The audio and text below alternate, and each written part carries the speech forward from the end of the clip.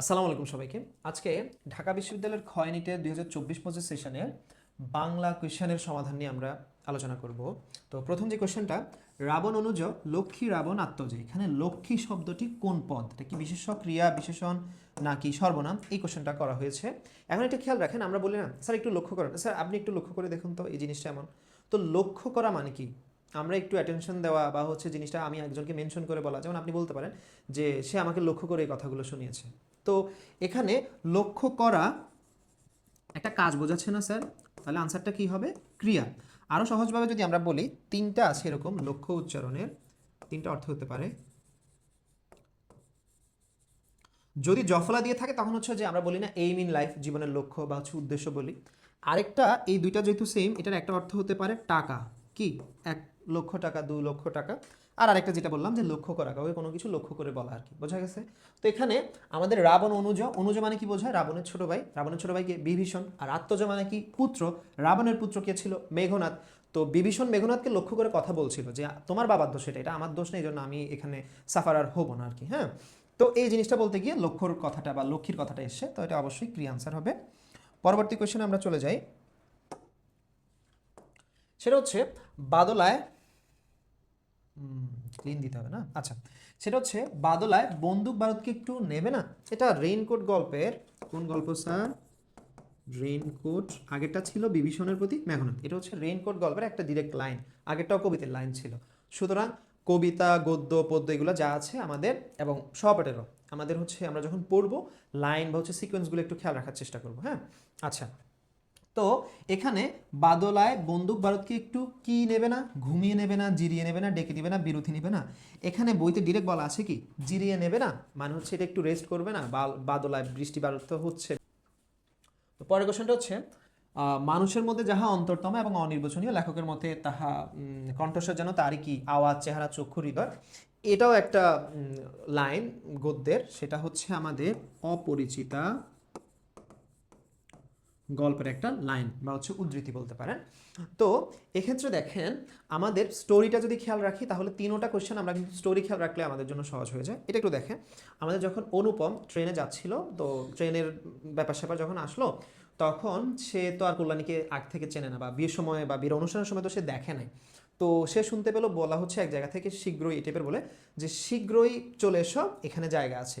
তো এই যে জায়গা আছে কথাটা শুনলো, তার কাছে তার মনে অনেক বেশি ধরেছিল আর কি। হ্যাঁ, তো সে কল্যাণীকে দেখে নাই, কিন্তু বাঙালি নারীর কণ্ঠস্বর যে এত সুন্দর হতে পারে, বা এত সুন্দর বাচনভঙ্গি হতে পারে, এত সুন্দর করে বলতে পারে, সে সেটা শুনে অনেক বেশি মুগ্ধ হয়। তখন বলা হয় যে মানুষের মধ্যে যাহা অন্তর্তেমা এবং অনির্বচনীয়, সেটাই কণ্ঠস্বর যেন তারই চেহারা। কি বলা হয়েছিল স্যার? চেহারা। এটা বইয়ের লাইন হলো, আমরা একটু এভাবে খেয়াল রাখতেও পারি যে মানুষের ভেতরে যা আছে অন্তরতম এবং অনির্বচনীয়, যেটা প্রকাশিত হয় নাই, প্রস্ফুটিত হয় নাই, লেখকের মতে কণ্ঠস্বর হচ্ছে তাহার চেহারা, মানে কণ্ঠ শুনলেই সেই জিনিসটা রিপ্রেজেন্ট হয় আর কি। তো এটাই হলো আমাদের আনসার। পরবর্তী যে আমাদের কোয়েশ্চেন, সেটাতে আমরা চলে যাই। এটা একটু ক্রিটিক্যাল, একটু ভালো করে মনোযোগ দিয়ে শুনবেন। যে আবিধানিক ক্রমে সাজানো শব্দগুচ্ছ, আবিধানিক মানে কি? ইংরেজিতে আমাদের অভিধান, আমরা ইংরেজিতে ডিকশনারি যেটা বলি না, বাংলা সেটা কি বলা হয়? অভিধান। তো ইংরেজি ডিকশনারি তো আমরা কিন্তু মোটামুটি সবাই জানি কোন ওয়ার্ডের পর কোন ওয়ার্ড আসবে, বা সিকোয়েন্সটা কি এ বি সি ডির, এটা সিকোয়েন্সটা জানি। যেমন আমি যদি একটা ওয়ার্ড লিখি অ্যাক্সিডেন্ট, অ্যাক্সিডেন্ট যদি আমি লিখি, তারপর আমি লিখলাম একাডেমি, বলেন তো আপনারা কোন শব্দটা আমি ডিকশনারিতে আগে খুঁজে পাবো? এ মিল আছে, সি সি মিল আছে, কিন্তু সিকোয়েন্স কে আগে, এ আগে নাকি সি আগে? অবশ্যই আগে, তার মানে একাডেমি আগে পাবো, তারপর কি থাকবে? অ্যাক্সিডেন্ট থাকবে, রাইট? তো বাংলাতেও সেরকম, আপনি কোন সিকোয়েন্সের পর কোনটা আসবে, কোনটার পর কি আসবে না আসবে, সেটা নিয়ে হচ্ছে মূলত কোয়েশ্চেনটা। আমরা একটু যদি সবগুলো অপশন মিলিয়ে দেখি, দীর্ঘ, দেহ, তারপর হচ্ছে দৃশ্য। তো আমাদের প্রথমে একটা একটা ধ্বনি করে এগিয়ে যেতে হবে। যেমন আমি দ ধরলাম, তারপরে হচ্ছে ওটার সাথে যে ধ্বনিটা আছে, যেমন শুরুতে দ, দ এখানে আছে, দ আছে, দ আছে, তাহলে মিলে গেল। হ্যাঁ, এবার দেখেন পরবর্তী ধ্বনি, দয়ের সাথে এখানে কি আছে? দীর্ঘইকার। কি আছে স্যার? দীর্ঘইকার। আবার এখানে দয়ের সাথে কি আছে? একার। এখানে দয়ের সাথে কি আছে? রিকার।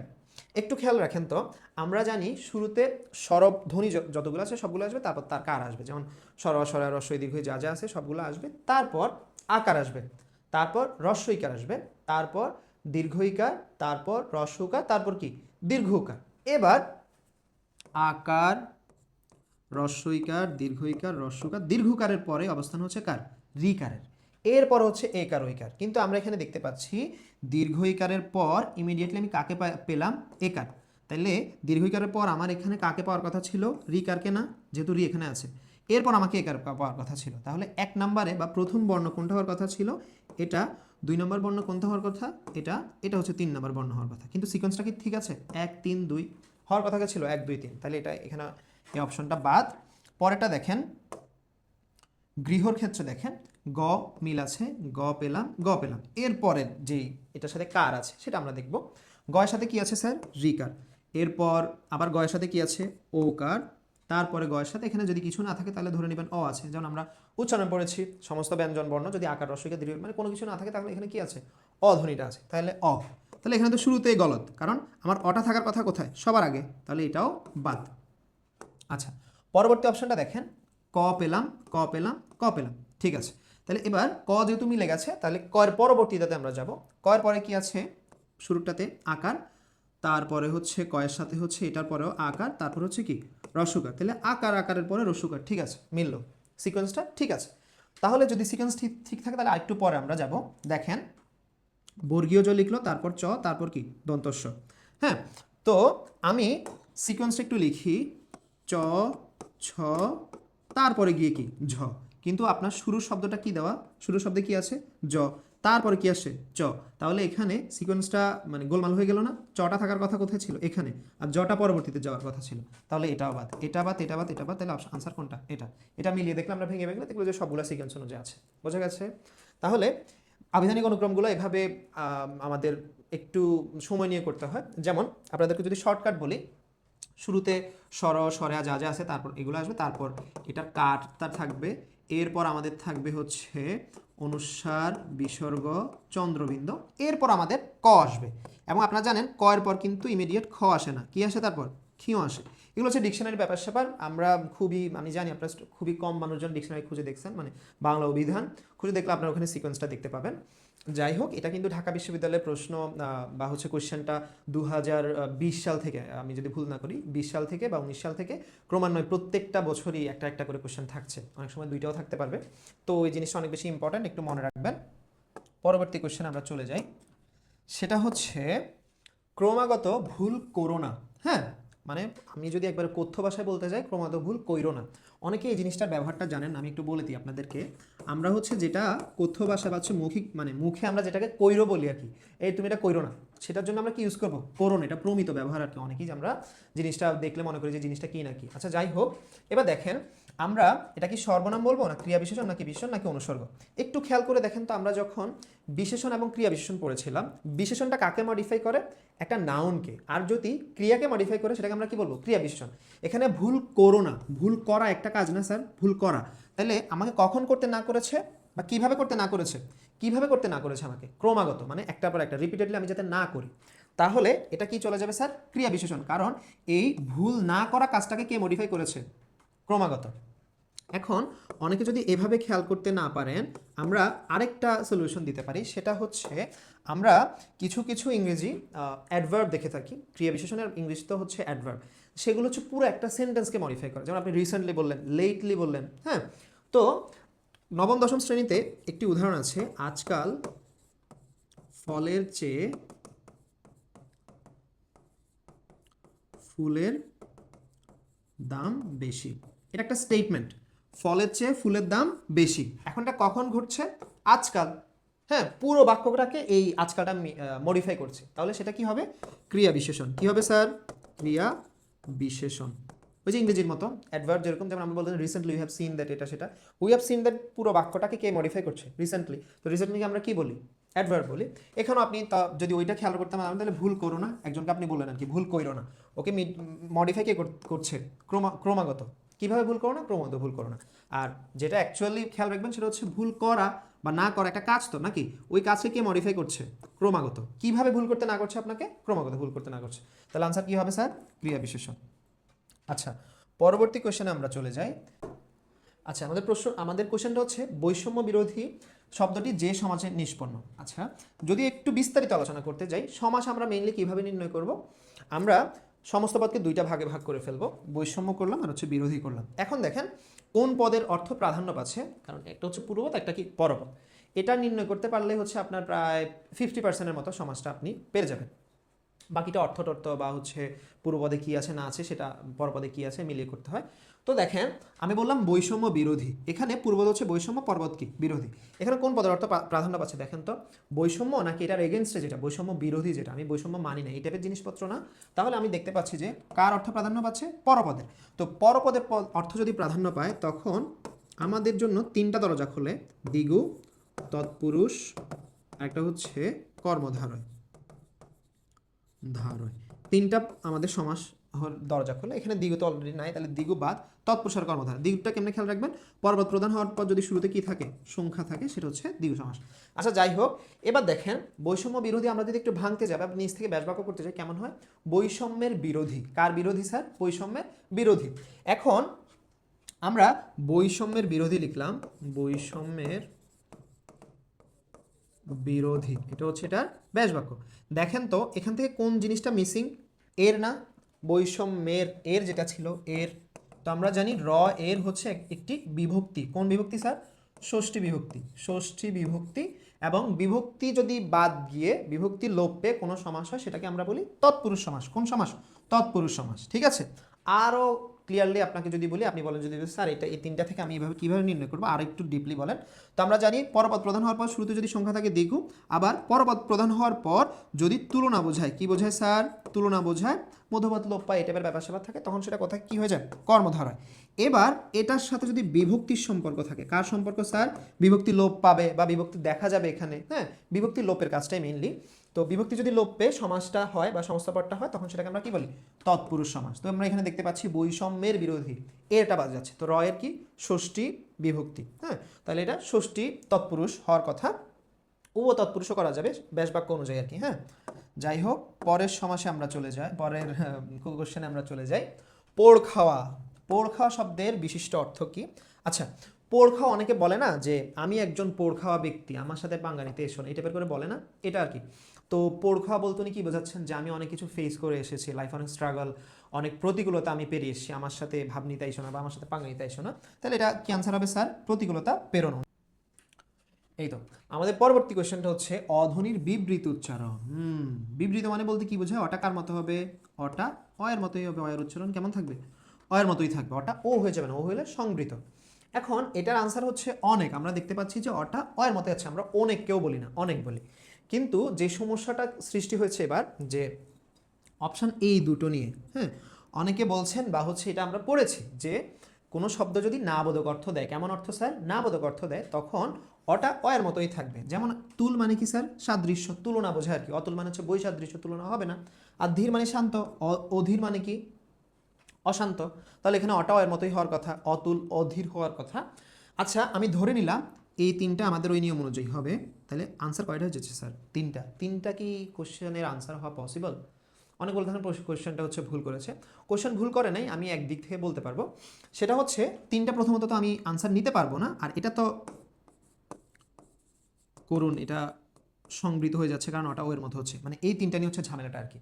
তো আপনারা যদি মুনির চৌধুরীর লেখা নবম দশম শ্রেণীর যে ব্যাকরণ বইটা দেখেন, সেখানে 18-19 এই পেজগুলো খুলে দেখলে দেখবেন বরাবর এই তিনটা চারোটা উদাহরণই এই দুইটা পেজের মধ্যে দেওয়া, বিশেষ করে 18 পেজের মধ্যে ক খ গ তিনটা অপশনেই ওখানে দেওয়া আছে। বলতে পারবো কোশ্চেনটা ওই জায়গা থেকে করেছে, কোশ্চেন না করলে আনসার অনেকেই করবো।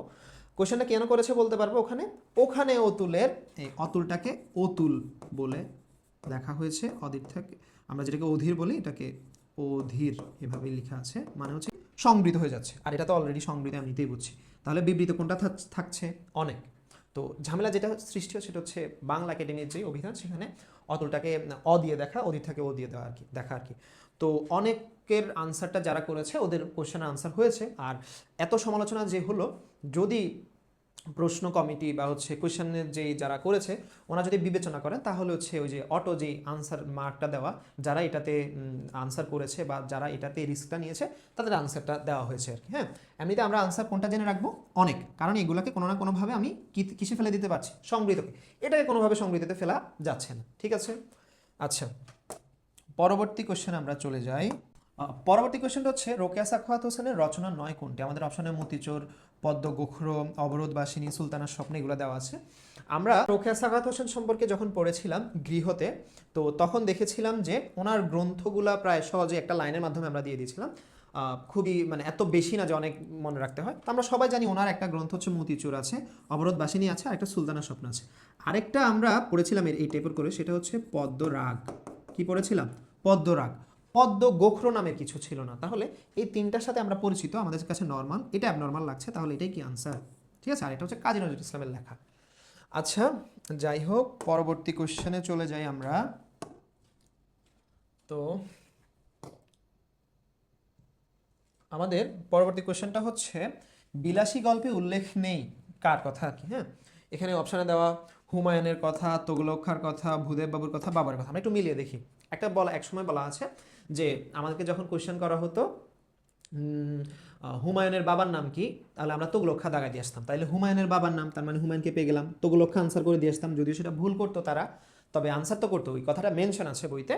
এবং একটা জায়গায় বলা আছে যে ভূদেব বাবুর পারিবারিক গ্রন্থকে আমি দোষ দেব না এই ক্ষেত্রে, মানে হচ্ছে সমাজের যে বিয়ে নিয়ে যে কালচারটা, বলে যে আমি ভূদেব বাবুর পারিবারিক গ্রন্থকে দায় দেব না। তাহলে এই তিনটা কথা বইতে মেনশন করা বা উল্লেখ করা আছে, কিন্তু বাবরের কথা নাই।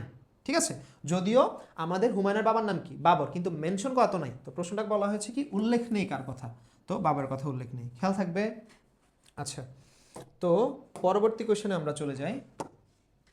সেটা হচ্ছে কাজী নজরুল ইসলামের মতে আত্মনির্ভরশীলতা আসে কিভাবে? খুবই কমন একটা লাইন, এবং আমরা খুবই মনোযোগ দিয়ে এবং খুবই গুরুত্ব দিয়ে পড়িয়ে থাকি। যে একটা এভাবে লাইন ছিল, আত্মাকে চিনলেই আত্মনির্ভরতা আসে, এভাবে একটা লাইন ছিল বরাবর। আত্মাকে চিনলেই আত্মনির্ভরতা আসে। এবং আমরা এটা নিয়ে এইচএসসি তো আমরা হচ্ছে অনুধাবনমূলক প্রশ্ন শিখেছিলাম, তাহলে আমরা এখানে আনসার কি করব? আত্মাকে চেনার মাধ্যমে। ঠিক আছে, তো এই জন্যই বলি বইয়ের লাইনগুলো বা হচ্ছে কবিতার মেনলি গদ্য পদ্যের যেসব আমাদের লাইন আছে সেগুলো আমরা একটু যখন ব্যাখ্যা নিয়ে পড়বো তখন কিন্তু আমাদের সিকোয়েন্সটা খেয়াল থাকে। যেমন আমি যদি আপনাদেরকে একটা কোয়েশ্চেন করি যে স্যার বলেন তো, এখনো রক্তে দুঃখিনী সৃজনে, হ্যাঁ, ফোটে ফুল বাস্তবের বিশাল চত্বরে। অপশন ক তে দিলাম আমি এখনো শহীদের রক্তে দুঃখিনী মায়ের সৃজনে। খ অপশন দিলাম এখনো বীরের রক্তে, আমি এখানে বীর কেটে নিলাম, তে দুঃখিনী মাতার অশ্রু জলে। আমি গতে বললাম আবার শহীদকে আনলাম, শহীদের রক্তে দুঃখিনী মাতার। লাস্ট অপশন আমার আবার বীরকে আনলাম, বীরের রক্তে দুঃখিনী মায়ের। কোনটা অপশন আনসার হবে একটু বলা ট্রাই করেন তো, বা নিজের একটু মেলানো ট্রাই করবেন। আমি একটু টাইম দিচ্ছি, 5 সেকেন্ডস। এটা একটা লাইন, ফেব্রুয়ারি 1969-এ শামসুর রহমান আমাদেরকে বলছেন যে বরকত বলে ঘাড় উচ্চারণে, এখনো শহীদের রক্তে দুঃখিনী মাতার বা দুঃখিনী মায়ের, নাকি বীরের রক্তে দুঃখিনী মাতার, নাকি বীরের রক্তে দুঃখিনী মায়ের? একটু আনসার করার ট্রাই করেন তো। এবার বলেন, নিজেরাই খেয়াল করে দেখবেন। আমাদের আনসারটা হচ্ছে এখনো বীরের রক্তে দুঃখিনী মাতার অশ্রু জলে। তাহলে আনসার কোনটা স্যার? এটা। তো এই কোশ্চেনটা দেখানোর রিজনটা হচ্ছে আমাদের মানে মাতার আর মায়ের সেম জিনিসটা, বীর শহীদ সেম না, কিন্তু লাইনটা যদি এক্স্যাক্টলি আপনি খেয়াল রাখেন বা এটার ব্যাখ্যা যখন ব্যাকগ্রাউন্ড খেয়াল রাখবেন, তখন আর আপনার সিকোয়েন্সটা মিস হবে না বা আপনি ভুল করবেন না আর কি। এটাই পরবর্তী আমাদের যে কোশ্চেনটা সেটাতে চলে যাই। সেটা হচ্ছে 18 বছর বয়স থেকে একটা লাইন বা উদ্ধৃতি দেওয়া। দেখেন এই কোশ্চেনটা হচ্ছে 24-25 সেশনে, মানে সাহিত্যের জিনিসপত্র কিন্তু ডিরেক্ট দেওয়া, মানে আপনাকে গুরুত্ব দিতে হবে কিন্তু আমাদের গদ্য পদ্য যা আছে সেগুলোর লাইনের প্রতি। তো কি বলছে যে দুর্যোগে হাল ঠিকমতো রাখা ভার। এখন এখানে হাল শব্দটির অর্থ কি? এটা কিন্তু খুবই সহজে আনসার করা যায় যদি আমরা আমাদের প্রাত্যহিক জীবনে আমরা যেভাবে বলি, এই বন্ধু তোর কি হাল অবস্থা, হাল অবস্থা, হাল বলতে আমরা কি বুঝাই? অবস্থাকে বুঝাই। বা আরবিতে অনেকে যারা বিদেশ যায় আমাদের সাথে, বা অনেক সময় তারা মজা করে বলে কাইফা হালুকা, হ্যাঁ, মানে কাইফা কেমন, হালুকা তোমার অবস্থা কি। তো এখানে হাল বলতে অবস্থা, সিচুয়েশন, এগুলো বোঝাচ্ছে। তো আপনি অবস্থা বলতে কি পাচ্ছেন? অবস্থার আর সিনোনিম একটু দেখেন তো। আশা কি অবস্থা, দশা কি অবস্থা, নাকি স্বপ্ন, নাকি লাঙল? লাঙল তো হবে না, বাদ দিয়ে দিলেন। তারপর স্বপ্ন তার অবস্থা হয় না, আশাও অবস্থা হয় না, দশাটা একটা অবস্থা হয়। তোর অবস্থা কি হয়েছে, তোর দশা কি হয়েছে, বুঝতে পেরেছেন? তাহলে কোনটা আনসার হবে? দশা। ঠিক আছে, পরবর্তী আমাদের যে কোয়েশ্চেনটা, আমরা এটাকে আগে ক্লিন করতে হবে, নাহলে আমাদেরকে পরে স্লাইডে প্যারা দিবে। আচ্ছা, পরবর্তী যে কোয়েশ্চেনটা সেটাতে চলে যাই। লিটারাল শব্দের পরিভাষা, পারিভাষিক শব্দ ইন্টারে পড়েছিলাম আমরা এইচএসসিতে, পারিভাষিক শব্দ। এই জিনিসগুলো আমাদের কিন্তু দেখেন ইন্টার সিলেবাস জিনিসটা কিন্তু দরকার। বাংলা প্রথম বলেন, বাংলা দ্বিতীয়, ইংলিশ ফার্স্ট, ইংলিশ সেকেন্ডে। তো এখানে ম্যাক্সিমাম স্টুডেন্ট পেরেছে, বাট কিছু কিছু স্টুডেন্ট এই জায়গায় একটু আটকে গিয়েছে, কারণ ওনারা ইংলিশ ফার্স্টে পড়েছিলেন লিটারারি টার্মস, হ্যাঁ। তো যেটার বাংলা দেখেছিলেন হয়তো সাহিত্যিক পদ এই সেই, তখন লিটারেলটা সাহিত্যিক দাগি দিয়ে আসছেন। বাট না স্যার, লিটারেল শব্দের পরিভাষা বা পারিভাষিক শব্দ হচ্ছে আক্ষরিক। এখন এটা আমরা কিভাবে সহজে খেয়াল রাখতে পারি, বা হচ্ছে পরিভাষাটা কেন আমাদের দরকার? যেমন দেখেন, আমরা বিভিন্ন অনুষ্ঠানে বা বিভিন্ন মনে করেন ডিবেটে আমরা এজেন্ডা বলে থাকি না স্যার? এজেন্ডা, হ্যাঁ। এজেন্ডা বলতে আমরা কি বুঝি? এজেন্ডা বলতে আমার টপিক, আমার বিষয়, বা হচ্ছে আমার আলোচনার বিষয়। তো আমাকে যদি কোয়েশ্চেন করে এভাবে, আমাকে বিষয় দিল, আলোচনার বিষয় দিল, আমাকে আলোচ্য সূচি দিল, আমাকে কিন্তু আনসারটা করতে হবে আলোচ্য সূচি। কারণ এই প্রায় সবগুলা কথা সেম হলেও, কাছাকাছি হলেও, পারিভাষিক বা পরিভাষা যে শব্দ জিনিসগুলো, ওগুলো হচ্ছে আপনাকে এক্স্যাক্টলি যা বোঝাচ্ছে, ব্যাকরণিক টার্ম। যেমন বাংলায় কর্ম বলতে কি বুঝি আমরা, বলেন তো? অবজেক্ট। কিন্তু আমাদের কথায় বা আমাদের মৌখিক, আমাদের এমনিতে ভাষায় কর্ম মানে কি? কাজ। তো অনেক স্টুডেন্টে গোলায় ফেলে যে কর্ম মানে তো ক্রিয়া। না স্যার, ব্যাকরণিকভাবে কর্ম মানে কি? অবজেক্ট। এরকম পারিভাষিকভাবে লিটারাল মানে কি? আক্ষরিক। এবং এজেন্ডা বলতে আপনাকে কি বলতে হবে? আলোচ্য সূচিই বলতে হবে। আর এইটা খুবই কমন একটা, যে বোর্ড প্রশ্ন কোশ্চেন আগে আসতো। সুতরাং আমরা বুঝতে পারলাম যে আমাদের ইন্টার সিলেবাসটা কতটা গুরুত্বপূর্ণ। পরবর্তী যে আমাদের কোশ্চেন, সেটাতে আমরা চলে যাই। আমাদের পরবর্তী কোয়েশ্চেনটা বা 14 নম্বর যে প্রশ্ন আছে, সেটা বলা হচ্ছে যে সোনারতরী কবিতায় বর্ণিত ঘটনাধারা কোন সময়ের কথা বলছে, কোন ঘটনার কথা বলেছে? সকাল, রাত, বিকেল, সন্ধে। তো আমরা একটু খেয়াল করি, একটা লাইন বলা ছিল গ্রামখানি মেঘে ঢাকা প্রভাতবেলা। এর বাইরে সন্ধে, রাত আর কোনো কিছুর বলা কিন্তু হয় নাই, বা দুপুরের কথাও কিছু বলা হয় নাই। তাহলে আমরা জানি প্রভাত মানে কি বোঝায় স্যার? প্রভাত বলতে আমরা সকাল বুঝি। তাহলে আনসারটা হয়ে গেল। এই যে দেখেন, আবার বললাম, কবিতার লাইন বা সিকোয়েন্সটা আবার এখানে কোশ্চেনে চলে এসেছে। আমাদের যে লাস্ট কোশ্চেন, শেষ প্রশ্ন যেটা, সেটাতে আমরা চলে যাই। বলা হয়েছে যে বাংলাদেশের সঙ্গে সম্পৃক্ত রবীন্দ্র রচনা, বাংলাদেশের সঙ্গে সম্পৃক্ত রবীন্দ্র রচনা। একটু ক্রিটিক্যাল হয়ে গেছে জিনিসটা, এবং একটু হার্ড হয়ে গেছে। এটা করে ঢাকা বিশ্ববিদ্যালয়ের পরীক্ষার স্ট্যান্ডার্ড মান ধরে রাখার সময় অনেক সময় এটা করা হয়, বাট এটা কতটা স্ট্যান্ডার্ড হয় জানি না। এটা সিলেবাসের বাইরে বলতে পারবে না আপনি, কেন এখানে বলা হয়েছে যে রবীন্দ্র রচনা। এখন ম্যাক্সিমাম স্টুডেন্টরা হচ্ছে চোখের বালি সম্পর্কে জানে, বলাকা সম্পর্কে জানে, বাট ছিন্নপত্র নিয়ে তেমন পড়া হয় না। পড়া হইলেও সেটা কনটেক্সট আর জানে না, হ্যাঁ। এগুলো বিসিএস টাইপের কোয়েশ্চেন। আচ্ছা, যাই হোক, এটার আনসারটা হচ্ছে আমাদের ছিন্নপত্র। আমরা তো জানি মূলত আমাদের যেই কে ছিল, আমাদের যেই রবীন্দ্রনাথ, তাদের যে পারিবারিক একটা ব্যাপার ছিল কুষ্টিয়াতে। তো কুষ্টিয়া যখন তারা ছিল, পদ্মা নদীর সাথে যে একটা তাদের সখ্য গড়ে উঠেছে, বা ওটা যে একটা মেমোরি, সেটা তারা রিকল করে তিনি হচ্ছে কিছু পত্র লিখেন আর কি, হ্যাঁ, চিঠি লিখেন। তো সেটা নিয়ে পরবর্তী একটা গ্রন্থ তৈরি করা হয়, সেটার নামই হচ্ছে কি? ছিন্নপত্র। তো এটা যেহেতু বাংলাদেশের কাহিনীর জন্য বলা হয়েছে যে বাংলাদেশের সঙ্গে সম্পৃক্ত রবীন্দ্র রচনা কোনটি? ছিন্নপত্র। তো এই ছিল আজকে আমাদের আলোচনা। আশা করছি শিক্ষার্থীরা এই বছরও ঢাকা বিশ্ববিদ্যালয়ের প্রিপারেশনে বাংলা সাহিত্যের পাশাপাশি সহপাঠ, তারপর আমাদের ব্যাকরণ, আমাদের বিরোচনকে সমান গুরুত্ব দিব। কেননা আমি দেখতে পাচ্ছি প্রশ্নের প্যাটার্নটা বা কোয়েশ্চেন প্যাটার্নটা কিন্তু চেঞ্জ হয়। কোনোবার সাহিত্য থেকে প্রশ্ন বেশি আসলে আবার ব্যাকরণে অনেকে ঝুঁকতে চায় না, সাহিত্যে চলে আসে। কিন্তু দেখা যায় যে পরের বছরই সাহিত্য থেকে প্রশ্ন করে, যেটা ব্যাকরণের সাথে রিলেটেড থাকে। এরপর আবার কোনো সময় হচ্ছে স্টুডেন্টরা সহপাঠের দিকে বেশি ঝুঁকে যায়, কারণ 20 সালে দেখতে পারবেন আপনারা 15টার মধ্যে 4টাই প্রশ্ন এসেছিল আমাদের সহপাঠ থেকে। তো এই বছর দেখেন আবার একটাও আসে নাই। তো সিকোয়েন্সটা ঢাকা বিশ্ববিদ্যালয়ের প্রশ্নের প্যাটার্নটা, কোয়েশ্চেন প্যাটার্নটার আপনি আসলে আজ করতে পারলেও 100% আজ করতে পারবে না, সুতরাং আপনার প্রিপারেশনটা লাগবে 100% আর কি। হ্যাঁ, তো আজকে একটু পর্যন্তই থাকুক, সবাই ভালো থাকবেন, আসসালামু আলাইকুম।